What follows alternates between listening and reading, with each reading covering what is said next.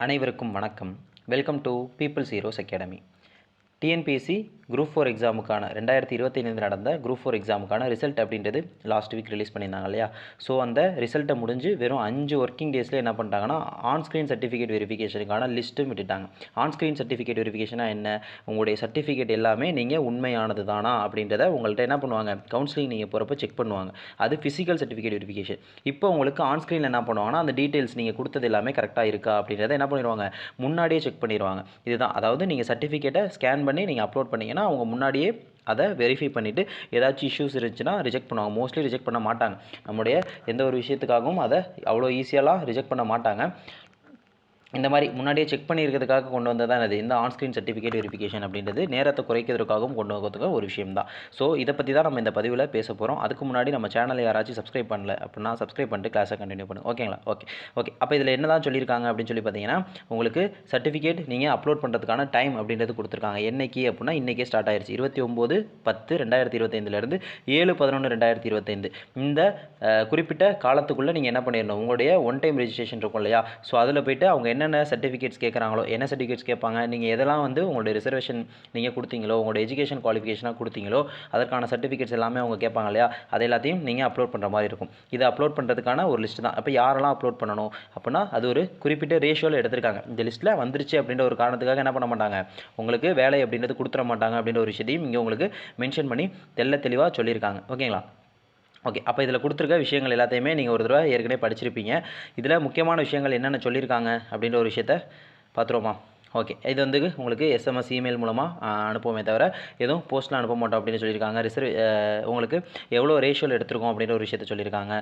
இதில் நீங்கள் வந்துட்டீங்க அப்படின்றதுக்காக நீங்கள் என்ன பண்ண முடியாது, நீங்கள் எக்ஸாம் கிளியர் பண்ணிட்டீங்க அப்படின்னு அர்த்தம் கிடையாது, உங்களுக்கு வேலை கொடுக்கணுன்ற அவசியம் கிடையாது அப்படின்ற ஒரு விஷயத்தையும் சொல்லியிருக்காங்க. வேறு எதுவும் இதில் சொல்லியிருக்காங்களா அப்படின்னு கேட்டிங்கன்னா எதுவும் கொடுக்கல. ஓகேவா? அவ்வளோதான். அப்போது இதில் லாஸ்ட்டாக உங்களுக்கு என்ன கொடுத்தாங்கன்னா ஃபாரஸ்ட் கார்டு, ஃபாரஸ்ட் வாட்சர் மற்றும் forest guard with driving licence, forest watcher tribal youth இதுக்கெலாம் நாங்கள் லேட்டரில் பப்ளிஷ் பண்ணுறோம் அப்படின்னு சொல்லிட்டாங்க. ஏன்னா இந்த ஃபாரஸ்ட் கார்டு, ஃபாரஸ்ட் வாட்சருக்கு லாஸ்ட் டைம் அவங்க என்ன பண்ணிட்டாங்க, junior assistant, typist, forest guard, forest watcher எல்லாத்துக்கும் ஒரேடியாக விட்டதுனால எல்லாருமே ஃபிசிக்கல் சர்டிஃபிகேட் வாங்கி அப்லோட் பண்ணுற ஒரு நிலைமை வந்துருச்சு. அவங்களுக்கு வெரிஃபை பண்ணுறதுக்கும் ரொம்ப நேரம் ஆச்சு. இப்போ ஃபாரஸ்ட் கார்டு, ஃபாரஸ்ட் வாட்சர் போஸ்ட்டுக்கு ஒரு 1000 பேர் தான் எடுக்க போகிறாங்க. ஆனால் அவங்க சர்டிஃபிகேட் வெரிஃபிகேஷன் கூப்பிட்ட 20,000 பேருக்கு என்ன பண்ணாங்க, அவங்க இந்த ஃபாரஸ்ட் கார்டு, ஃபாரஸ்ட் வாட்சருக்கு சர்டிஃபிகேட் வெரிஃபிகேஷன் பண்ணாங்க. அதனால் இந்த தடவை என்ன பண்ண போகிறாங்க, ஜூனியர் அசிஸ்டன்ட் போஸ்ட் முடிச்சுட்டு, டைப்பிஸ்ட் போஸ்ட் முடிச்சுட்டு, ஸ்டெனோ டைப்பிஸ்ட் முடிச்சுட்டு பேலன்ஸ் அதுக்கப்புறம் தான் என்ன பண்ண போகிறாங்க, ஃபாரஸ்ட் கார்டு, ஃபாரஸ்ட் வாட்சருக்கு தனியாக ஒரு ரேங்க் லிஸ்ட் போட்டு உங்களுக்கு சிவி அப்படின்றது கொடுக்க போகிறாங்க. இதில் ஃபாரஸ்ட் கார்டு, ஃபாரஸ்ட் வாட்சர் வரல. இதுதான் மேட்ரு. அப்போ இதில் உங்களுக்கு வந்துருச்சு அப்படின்னா நீங்கள் இந்த 1:2 அப்படின்ற ஒரு ரேஷியோக்குள்ளே இருக்கீங்க அப்படின்ற ஒரு அர்த்தம். அப்போ 1000 போஸ்ட் இருந்துச்சு அப்படின்னா 2000 பேரை இதில் உங்களுக்கு 2000 பேருக்கு இந்த லிஸ்ட்டு வந்திருக்கும். அதை ஒரு விஷயத்தை நல்லா தெரிஞ்சுங்க. அப்போ இதில் உங்கள் நம்பர் வந்துருச்சு, உங்களுக்கு ஜாப் கன்ஃபார்ம் அப்படின்றது கிடைக்கலாம். அப்போ எந்த கம்யூனல் ரேங்க்லலாம் இருந்தீங்க அப்படின்னா நீங்கள் சேஃப் அப்படின்றத பற்றி நம்ம ஏற்கனவே ஒரு வீடியோ போட்டிருந்தோம். அதை பார்க்காதவங்க அதையும் பாருங்கள். குரூப் 4 கவுன்சிலிங் 2025 சொல்லி ஒரு பிளேலிஸ்ட் இருக்கும். அதில் உங்களுக்கு இந்த வருஷம் கவுன்சிலிங்க்கு என்னென்ன தேவைகள் இருக்குமோ அது எல்லாத்தையுமே நம்ம கொடுக்குறதுக்கு பிளான் பண்ணியிருக்கோம். அந்த பிளேலிஸ்ட்டை நீங்கள் கரெக்டாக சேவ் பண்ணி வச்சுக்கிட்டிங்கன்னா அது உங்களுக்கு யூஸ் ஆகும். இப்போ என்ன வரும், நம்ம ஃப்ரெண்ட்ஸுக்கு இப்போ என்ன தோணும் அப்படின்னு சொல்லி கேட்டிங்கன்னா, என்கிட்ட சர்டிஃபிகேட் எல்லாமே கரெக்டாக இருக்கா அப்படின்னு சொல்லி ஒரு டவுட் வரும். ஃபஸ்ட்டு ஒரு விஷயத்தை தெரிஞ்சுக்கோங்க, நீங்கள் எக்ஸாம் எழுதி கஷ்டப்பட்டு கிளியர் பண்ணி வந்திருக்கீங்க. உங்களை ரிஜெக்ஷன் அப்படின்றது அவ்வளோ சீக்கிரமாலாம் பண்ண மாட்டாங்க. ஒரு நேமுக்கு நடுவில் ஒரு ஸ்பேஸ் இருக்கனாலேயோ இல்லை இனிஷியல் நான் போடாமல் போட்டேன், அப்பா பேர் சேர்த்துருக்கு அப்படின்ற ஒரு காரணத்துக்காகலாம் அவங்களை என்ன பண்ண மாட்டாங்க, ரிஜெக்ட் பண்ண மாட்டாங்க அப்படின்ற ஒரு விஷயத்தை நல்லா தெரிஞ்சுங்க. அப்போ எந்த டைமில் ரிஜெக்ட் பண்ணுவாங்க, எதுக்காக ரிஜெக்ட் பண்ணுவாங்க அப்படின்னு சொல்லி கேட்டிங்கன்னா, இப்போ நீங்கள் ஒரு கம்யூனிட்டி மாற்றி கொடுத்துருந்தீங்க அப்படின்னா கண்டிப்பாக ரிஜெக்ட் பண்ணுவாங்க. ஏன் அப்படின்றத சொல்கிறோன்னா, அதை பேஸ் பண்ணி உங்களுக்கு என்ன பண்ணிட்டாங்க, ரேங்க் லிஸ்ட்டே போட்டாங்க. இதுக்கப்புறம் அது மாற்ற முடியாது. ஓகேவா? அப்போ இந்த மாதிரி விஷயத்துக்கு ரிஜெக்ட் பண்ணுவாங்க. ஒரு பிஎஸ்டிஎம் சீட்டு தப்பாக கிளைம் பண்ணியிருக்கீங்க, நீங்கள் பிஎஸ்டிஎம் வச்சில்லை அப்படின்னா கண்டிப்பாக ரிஜெக்ட் பண்ணுவாங்க அப்படின்ற ஒரு விஷயம். அதே போல் உங்களுடைய டேட் ஆஃப் பர்த் நீங்கள் தப்பாக கொடுத்துருக்கீங்க அப்படின்னா கண்டிப்பாக ரிஜெக்ட் பண்ணுவாங்க. ஏன்னா டேட் ஆஃப் பர்த்துமே உங்களுக்கு ரேங்க் லிஸ்ட் போகிறதுல பெரிய வேலையை காட்டும் அப்படின்றது எல்லாருக்குமே தெரியும். ஒரே கொஷின்ஸ் நிறைய பேர் போட்டிருப்பாங்க. ஆனால் அந்த மாதிரி போட்டிருக்கப்போ அவங்க என்ன பண்ணுவாங்க, வயசு வச்சு ஆர்டர் பண்ணி கொடுப்பாங்க. ஸோ டேட் ஆஃப் பர்த் தப்பாக கொடுத்துருந்தீங்கனாலும் உங்களுக்கு இதுவும். நெக்ஸ்ட்டு உங்களுடைய எஜுகேஷனல் குவாலிஃபிகேஷன், நீங்கள் ஒரு டைப்பிஸ்ட்டே முடிக்காமல் டைப்பிஸ்ட் நான் முடிச்சிருக்கேன் அப்படின்றத கொடுத்த டைமில் உங்களுக்கு கண்டிப்பாக என்ன பண்ணுவாங்க, செக் பண்ணுவாங்க. அப்போது இந்த மாதிரி விஷயங்கள்லாம், அப்போ இதெல்லாம் உங்களுக்கு எந்த அளவுக்கு முக்கியமான விஷயம் அப்படின்னா உங்களுக்கு ஜாபுக்கு இதெல்லாம் தான் முக்கியம். இந்த மாதிரி விஷயத்துக்கு தான் உங்களுக்கு செக் பண்ணுவாங்க. மற்றபடி ஸ்பேஸ் கம்மியாக இருக்குது, ஸ்பேஸ் தள்ளி இருக்குது, இந்த மாதிரி ஒரு ஸ்பெல்லிங் சின்ன ஸ்பெல்லிங் மிஸ்டேக் இருக்குது. அப்போ அந்த கம்யூனிட்டி சர்டிஃபிகேட்லாம் வந்து ரொம்ப குறிப்பாக முக்கியமாக பார்ப்பாங்க, ஸ்பெல்லிங் கரெக்டாக இருக்கா அப்படின்னு சொல்லி. அதாவது இந்த கம்யூனிட்டி சர்டிஃபிகேட்டில் வந்து ஒரு சின்ன ஸ்பெல்லிங் மிஸ்டேக் இருக்குது அப்படின்றக்காக ரிஜெக்ட்லாம் பண்ண மாட்டாங்க.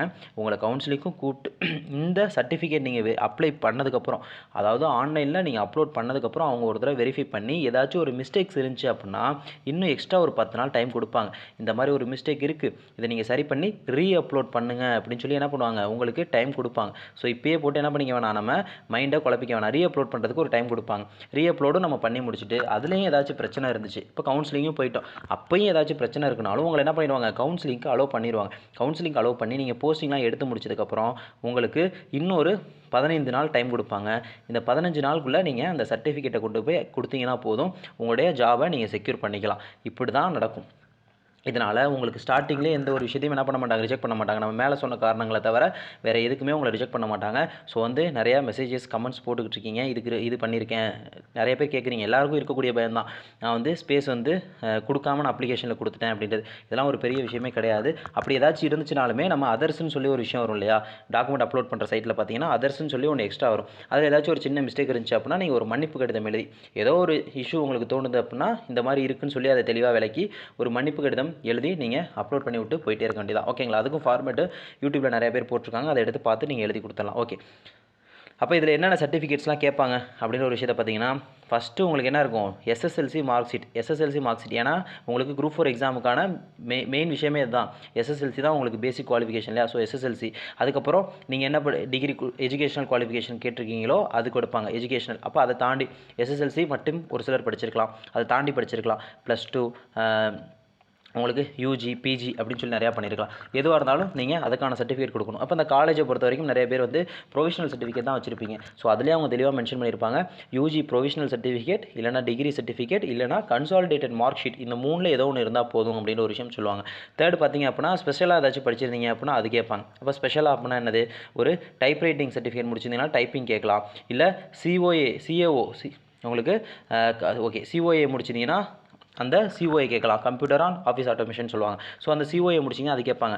இன்னும் ஒரு சிலர் என்ன பண்ணியிருப்பீங்க அப்படின்னா, இப்போ கம்ப்யூட்டர் சயின்ஸ் படிச்சிருந்தாங்க அப்படின்னா அவங்களுக்கு என்னது டிகிரியில் இப்போ ஒரு பிஎஸ்சி கம்ப்யூட்டர் சயின்ஸ் பண்ணியிருக்காங்க அப்படின்னா அவங்களுக்கு சிஓஏ சர்டிஃபிகேட் அப்படின்றது தனியாக இருக்காது. அவங்களுக்கு இந்த computer science degree certificate apply பண்ணாலே போதுமானது. ஸோ இந்த மாதிரி உங்களுக்கு எக்ஸ்ட்ரா நீங்கள் என்னெல்லாம் கொடுத்துருக்கீங்களோ எஜுகேஷனலுக்கு எக்ஸ்ட்ரா என்னெல்லாம் கொடுத்துருக்கீங்களோ அதெல்லாம் கேட்பாங்க. இதுக்கப்புறம் உங்களுக்கு முக்கியமாக என்ன கேட்பாங்கன்னா கம்யூனிட்டி சர்டிஃபிகேட். இந்த கம்யூனிட்டி சர்டிஃபிகேட் அப்படின்றது ரொம்ப முக்கியமாக பார்க்கக்கூடியது இந்த கம்யூனிட்டி சர்டிஃபிகேட். இந்த community certificate with father name அல்லது மதர் நேம், ஒன்று தந்தை பேரிலோ தாய் பேரோ கண்டிப்பாக அதில் அட்டாச் ஆகிருக்கணும் அப்படின்ற ஒரு விஷயம் கண்டிப்பாக கொடுத்துருப்பாங்க. ஸோ இதை நீங்கள் கம்யூனிட்டி சர்டிஃபிகேட் எந்த ஒரு ப்ராப்ளமும் இல்லாமல் கரெக்டாக பார்த்துக்கணும். அது யார்கிட்டலாம் வாங்கலாம், எந்த அத்தாரிட்டிலாம் வாங்கியிருக்கலாம் அப்படின்ற ஒரு விஷயமும் உங்களுக்கு ஏற்கனவே சொல்லியிருக்காங்க. பல தடவை உங்களுக்கு நிறைய அப்டேட் கொடுத்துருக்காங்க போன தடவை. அந்த அப்டேட்ஸ் எல்லாமே சேர்த்து கூட நம்ம உங்களுக்கு ஒரு பிடிஎஃப் ஃபைலாக போட்டு விட்றோம், அதுலேருந்து நீங்கள் எடுத்து பார்த்துக்கலாம். ஓகேங்களா, ஓகே. தென் உங்களுக்கு பிஎஸ்டிஎம் கொடுத்துருந்தீங்கன்னா அந்த பிஎஸ்டிஎம் சர்டிஃபிகேட் கேட்பாங்க. அதை தாண்டி போனீங்க அப்படின்னா நீங்கள் ஸ்பெஷல் குவாலிஃபிகேஷன், ஸ்பெஷல் விஷயங்கள், ஸ்பெஷல் ரிசர்வேஷன் ஏதாச்சும் நீங்கள் கிளைம் பண்ண போகிறீங்க அப்படின்னா அது கேட்பாங்க. இப்போ ஒரு டிஃப்ரெண்ட்லி ஏபிள்டாக இருக்கலாம், இல்லை ஒருத்தர் டிஸ்ட்ரிபியூட் விடோவாக இருக்கலாம், இல்லை ஒருத்தர் எக்ஸ் சர்வீஸ் மேனாக இருக்கலாம். அப்போ இந்த மாதிரி சர்டிஃபிகேட்ஸ்லாம் எக்ஸ்ட்ரா கேட்பாங்க. இதெல்லாம் தான் அவங்க கேட்கக்கூடிய விஷயங்கள். இதெல்லாம் தான் நீங்கள் அப்லோட் பண்ணுற மாதிரி இருக்கும். சர்டிஃபிகேட் அப்லோட் பேஜ் அப்படின்றது இன்றைக்கே ஓப்பன் ஆயிடுச்சு, 29 அக்டோபரே ஓப்பன் ஆயிடுச்சு இல்லையா. ஸோ ரொம்பவே ஃபாஸ்ட்டாக டிஎன்பிசி வேலை பார்த்துருக்காங்க. இப்போ ஓப்பன் பண்ணி பார்த்தீங்கனாலே தெரியும் உங்களுக்கு என்னென்ன சர்டிஃபிகேட்ஸ் கேட்குறாங்க அப்படின்னு சொல்லி. அதில் என்னென்ன குழப்பங்கள் இருக்கோ எல்லாத்தையுமே தீர்த்துட்டு நல்லா உட்காந்து பொறுமையாக எந்த ஒரு பயமும் இல்லாமல் பதட்டமும் இல்லாமல் என்ன பண்ணுங்கள், சர்டிஃபிகேட்ஸை பிரச்சனை இல்லாமல் அப்லோட் பண்ணுங்கள், கரெக்டாக அப்லோட் பண்ணுங்கள். முக்கியமாக பார்த்தீங்க அப்படின்னா ஒருத்தர் பதட்டத்தில் என்ன பண்ணிடுவார் அப்படின்னா எஸ்எஸ்எல்சி சர்டிஃபிகேட் அவங்க கேட்குற இடத்துல என்ன பண்ணிடுவார், ஒரு கம்யூனிட்டி சர்டிஃபிகேட்டை கொண்டு போய் போடுவார். கம்யூனிட்டி சர்டிஃபிகேட் கேட்குற இடத்துல கொண்டு போய் என்ன பண்ணுவார், பிஎஸ்டிஎம் போடுவார். இப்படிலாம் பண்ணாமல் எல்லாத்தையும் கரெக்டாக அப்லோட் பண்ணுங்கள். அதே மாதிரி அப்லோட் பண்ணிட்டு நம்ம பார்க்குறதுக்கான விஷயமும் கொடுக்கும், வியூ டாக்குமெண்ட் அப்படின்னு சொல்லியும் ஒன்று இருக்கும். ஒருவேளை தப்பாக அப்லோட் பண்ணியிருந்தோன்னா அதை மாற்றி அப்லோட் பண்ணுறதுக்கான ஆப்ஷனும் போன தடவை கொடுத்துருந்தாங்க. ஸோ இந்த தடவையும் அதுவும் இருக்கும் அப்படின்னு சொல்ல நம்புகிறேன். அப்போ இந்த மாதிரியான விஷயங்கள் எல்லாமே பார்ப்பாங்க. ஸோ அவ்வளோ ஈஸியாலாம் உங்களை என்ன பண்ண மாட்டாங்க, ரிஜெக்ஷன் அப்படின்றது பண்ண மாட்டாங்க. நமக்கு கஷ்டப்பட்டு படித்து வந்திருக்கோம் அப்படின்றனால குழப்பங்கள் அப்படின்றது இருக்க தான் செய்யும். ஸோ அதெல்லாம் தூக்கி போட்டுட்டு நம்ம கொஞ்சம் கூலாக வேலை பார்த்தோன்னா ஈஸியாக வேலை பார்க்கலாம். அவசரத்தில் கையை விட்டோன்னா அண்டாக்குள்ளே கூட கையை விட முடியாதுன்னு சொல்லுவாங்க இல்லையா, அந்த மாதிரி ஆயிடக்கூடாது. ஸோ வந்து ரொம்ப என்ன பண்ணுங்கள், கூலாக பண்ணுங்கள். இதெல்லாம் நம்மள்ட்ட இருக்குது, எல்லாமே கரெக்டாக இருக்குது அப்படின்ற ஒரு விஷயத்தை பார்த்துங்க.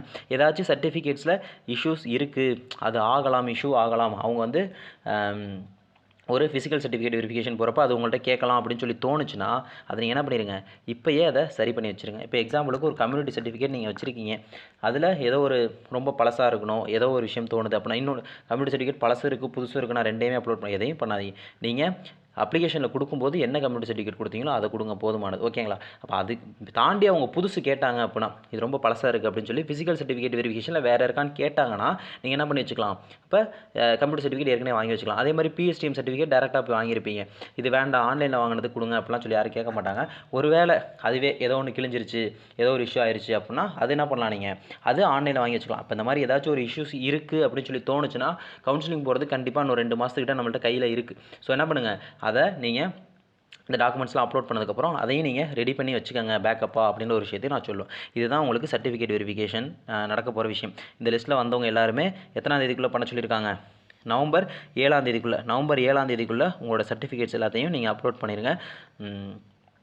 ஜாப் கிடைக்கிறவங்களுக்கு கண்டிப்பாக இந்த தடவை கிடைக்கணும். நல்ல டிபார்ட்மெண்ட்டாக செலக்ட் பண்ணுங்கள். உங்களுக்கு எந்த டிபார்ட்மெண்ட் உங்களுடைய இயல்புக்கு செட் ஆகும் அப்படின்றதெல்லாம் நம்ம டிபார்ட்மெண்ட்ஸ் பற்றிலாம் நிறையா பேசியிருக்கோம். நம்மளுடைய ப்ளேலிஸ்ட்டில் பார்த்தீங்கன்னா பேசிக் டீட்டெயில்ஸ்னு சொல்லி ஒரு ப்ளேலிஸ்ட் போட்டிருப்போம். அதில் லாஸ்ட் குரூப் 4 அப்போயே அவ்வளோ டிபார்ட்மெண்ட்ஸ் பற்றி நம்ம அனலைஸ் பண்ணி போட்டிருப்போம். தேவைப்பட்டால் அதெல்லாம் எடுத்து பாருங்கள். உங்களுக்கு உங்கள் நேச்சருக்கு எந்த டிபார்ட்மெண்ட் செட் ஆகும் அப்படின்றதெல்லாம் பாருங்கள். இன்னும் வரக்கூடிய நாட்களில் நம்ம இந்த கவுன்சிலிங் பற்றி நிறையா பேச போகிறோம். அப்டேட்ஸ் வர நம்ம பேசிக்கிட்டே தான் இருக்க போகிறோம். ஓகேங்களா? ஸோ இதெல்லாம் தான் நம்ம தெரிய வேண்டிய விஷயங்கள். நம்ம ஏற்கனவே சொன்ன மாதிரி சின்ன மிஸ்டேக்ஸ்லாம் சர்டிஃபிகேட்ஸ் இருக்குது அப்படின்னு சொல்லி நீங்களாக போட்டு ஒரு சில விஷயம்லாம் மிஸ்டேக்காகவே இருக்காது, நம்மளாக போட்டு அது மிஸ்டேக் ஆயிருமோ அப்படின்னு சொல்லி நம்மளாவே குழப்பி போயிட்டுருப்போம். அதெல்லாம் இல்லாமல் நம்ம சொன்ன விஷயங்கள் இதுதான். உங்களுடைய கம்யூனிட்டி சர்டிஃபிகேட் ரொம்ப கிளியராக இருக்கணும், எஜுகேஷனல் சர்டிஃபிகேட்ஸ் அப்படின்றது ரொம்ப கிளியராக இருக்கணும், டேட் ஆஃப் பர்த் அப்படின்றது தனியாக கேட்க மாட்டாங்க, அது வந்து 10th சர்டிஃபிகேட்லேயே இருக்கிறதுனால அது உங்களுக்கு கண்டிப்பாக கிளியராக இருக்கணும். தென் எஜுகேஷனில் நம்ம கொடுக்கக்கூடிய அந்த யூஜி பிஜி பிஎஸ்டிஎம் இதெல்லாம் இருக்கணும். தென் உங்களுக்கு எக்ஸ்ட்ரா கொடுத்துருக்கக்கூடிய ஒரு ஸ்பெஷல் ரிசர்வேஷனுக்கு நீங்கள் கொடுத்துருந்தீங்க அப்படின்னா அது உங்களுக்கு கிளியராக இருக்கணும். இது எல்லாமே நீங்கள் கண்டிப்பாக கிளியராக வச்சுக்கணும் அப்படின்ற ஒரு விஷயத்த சொல்லணும்னு நினச்சேன். கண்டிப்பாக சொல்லிட்டேன். இன்னொரு எவ்வளோ நாள் இருக்குது, இன்னும் இங்கிட்ட ஒரு 3 நாள் அங்கிட்ட ஒரு 7 நாள், இன்னொரு 10 நாள் நம்ம கையில் முழுசாக கொடுத்துருக்காங்க. ஸோ கண்டிப்பாக என்ன பண்ணலாம், நம்ம ஈஸியாக பண்ணலாம். போன தடவை இந்த தடவை நல்லா வேகமாக வேலை பார்த்துட்ருக்காங்க. டிசம்பர்லேயே கூட கவுன்சிலிங் ஸ்டார்ட் பண்ணுறதுக்கான வாய்ப்புகள் அப்படின்றது அதிகமாக இருக்குது. ஸோ சீக்கிரமாக எல்லாருமே ஜாபுக்கு வரணும் அப்படின்றது தான் நம்மளுடைய ஆசை. கிளியர் ஆகாதவங்க இன்னும் நல்லா படிங்க.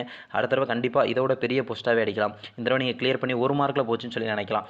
அந்த 1 மார்க்கில் நீங்கள் போய் எடுத்திருந்தாலுமே ஏதோ ஒரு பார்டர் போஸ்ட் எடுக்கிறதுக்கு அடுத்த தடவை நீங்கள் ஒரு குரூப் 2 குரூப் 1 குரூப் 4லேயே டாப் ரேங்க்கில் வந்தீங்க அப்படின்னா உங்களுக்கு பிடிச்ச டிபார்ட்மெண்ட், ரொம்ப க்ளோஸான டிபார்ட்மெண்ட். நம்ம எப்பயுமே ஒன்று everything happens for a reason சொல்லுவாங்க, everything happens for a good reason அப்படின்னு சொல்லுவாங்க. நடப்பதெல்லாம் ஏதோ ஒரு நல்ல காரணத்துக்காக தான், நடப்பதெல்லாம் நன்மைக்குன்னு சொல்லுவோம் இல்லையா? ஸோ அந்த மாதிரி எடுத்துக்கிட்டு நல்லா படிங்க. கண்டிப்பாக உங்களுக்கும் ஒரு நாள் கிளியர் ஆகும் அப்படின்றத சொல்லிக்கிட்டு நம்ம இதே போல் இன்னொரு வகுப்பில் சந்திப்போம். நன்றி, வணக்கம்.